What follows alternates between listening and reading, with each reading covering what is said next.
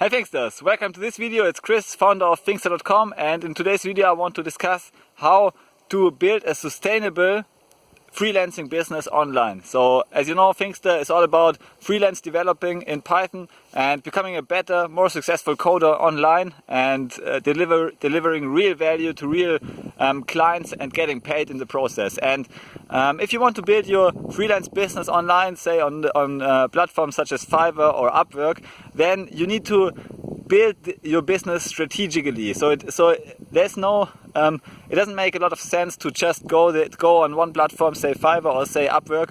I personally recommend Upwork, but yeah, I mean it's the same if you are on Fiverr or Freelancer.com or any other platform.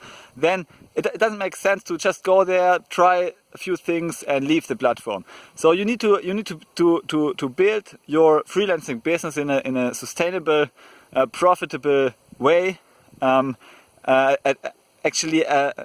Building it strategically, so having a clear purpose and direction on where you want to be in 1 or 2 or 3 years. And any business basically flourishes if it has enough clients and enough leads coming in over time, and if you can deliver in a profitable way, you can deliver the value to the clients for which they pay you. So this is now a very abstract view. So the question is, of course, how do you actually accomplish this? How can you create this sustainable business? And in today's video I want to share a few tips that can help you build a sustainable, profitable relationship with clients. Because, as you may have heard, it's far easier to retain clients than to create new clients, and it's far cheaper as well. So you have to. So, for example, it may take you 2 to 3 hours to find a new freelancing gig on a platform. So, of dedicated effort, applying for new gigs and writing all these applications and so on, and then you will get paid only a smaller amount compared to you just contact your existing client base, or your clients even contact you because they already know you. They already know that you deliver value, so they often contact you proactively and ask you to finish some projects, even on the freelancing platform. So, for example, I'm both a freelancer and a client, and I hire a lot of freelancers on Upwork, and so I have already my freelancer base and even if I have to pay more to these freelancers, I'm usually happy to do it because of consistency, because I know that those freelancers deliver the value I need to be delivered. So I just contact them. I just go to them to be sure that I receive the value. So and this is already like the first nugget of wisdom that you can extract as a freelancer, that you need to deliver constant value. So your clients need to associate your services with value for his business. This is like the most important thing you can do as a freelancer. Deliver a lot of value and become that person in the client's head that always has their back, that always looks out for them, and that always thinks for himself or herself, delivers more value, and is always open to new opportunities to deliver more value. So this should be your number one habit if you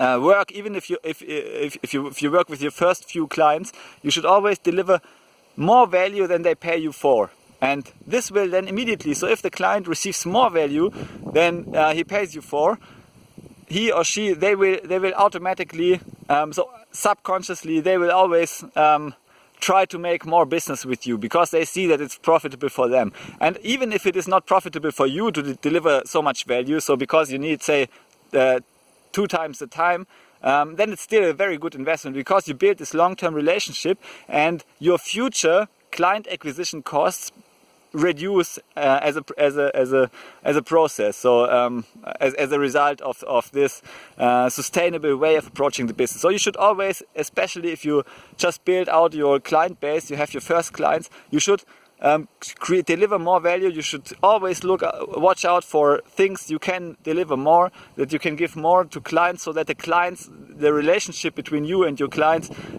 strengthen over time, and you build this element of reciprocity where you give a lot of value to clients and they somehow subconsciously feel obliged to give back to you by hiring you again and again. And this will over time will make your freelancing business. So it's very likely that now if you have established a client base of say 10 to 20 loyal clients that come back to you again and again and long-term contracts, then you will ultimately reach this point where the demands for your services actually outpace the possible supply, because your time is limited. So you have only say 8 hours per day working on freelancing projects. So and then if you have a lot of clients contacting you again and again asking for your services, now you suddenly have increased the demand for your specific services. You have created your own marketplace around you, around your services, your freelancing services, and freelancers all over the world, clients all over the world will try to get you, and therefore almost automatically your hourly rate will climb. So you can. So one way is to just ask for an increased hourly rate, but you can also often clients will be happy with.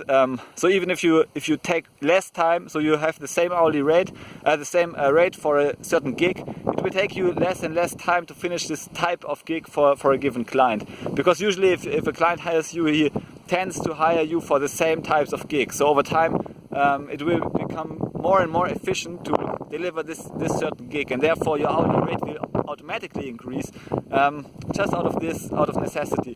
But also you have like higher demand for your services, and if you have reached this point where say you have double the work you can actually perform, then you can also double your hourly rate, and then even oftentimes the demand will not really reduce if you increase your hourly rate. This is just in our head, so we just assume it is that way. But often if we increase our hourly rate, we are also perceived as being more valuable, and clients will, there's this halo effect. Clients will always see or watch out for things that will actually where they actually see that they have not overpaid you. So they will always like see the good things, because they believe that you are a valuable client. And I mean, of course, you need to deliver value. You need to be responsive, communicative, and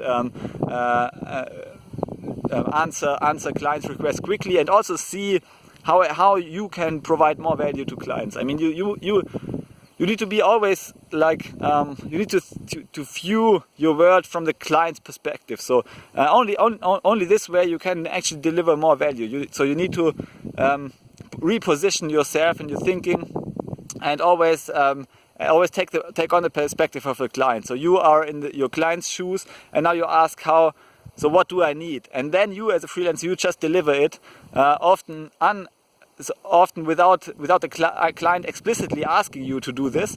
Often the client implicitly wants you to actually understand his position. So you need to like psychologically reverse the process, the thinking process, and you need to approach things from the client's perspective.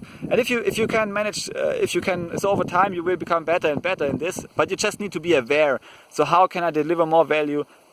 Take on the client's perspective and over-deliver if possible. Deliver, adhere to the deadlines, give more value than you're getting paid for. Just always watch out for things you can give more. So if you give more, usually you will receive more. This is like one of the universal laws in the universe. Somehow it always works. If you give a lot of value, you will also receive a lot of value. So if you give a lot of value to clients, they will talk. Word of mouth will give you more and more clients, and over time you will have more demand for your services than you personally can handle, and then you can expand. So this is the origin of any business expansion, that you have more demand, that the demand is increasing and increasing and increasing. And if the demand is increasing, you can do multiple things to monetize this increasing demand. You can either increase your hourly rate, you can become more efficient, you can hire other people to do to finish the gigs for you, and you just get the premium for the higher demand.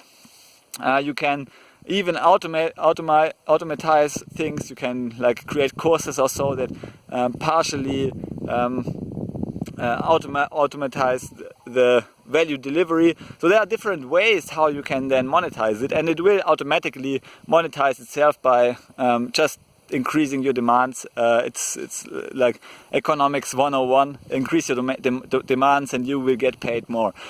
So how can you increase your demand? Deliver more value. If you deliver more value than you are getting paid for, then the clients will be happy to do business with you, because they get more value out of it. They pay say $100 for your services, but they get back $200. So of course they will spend as much money with you as they can.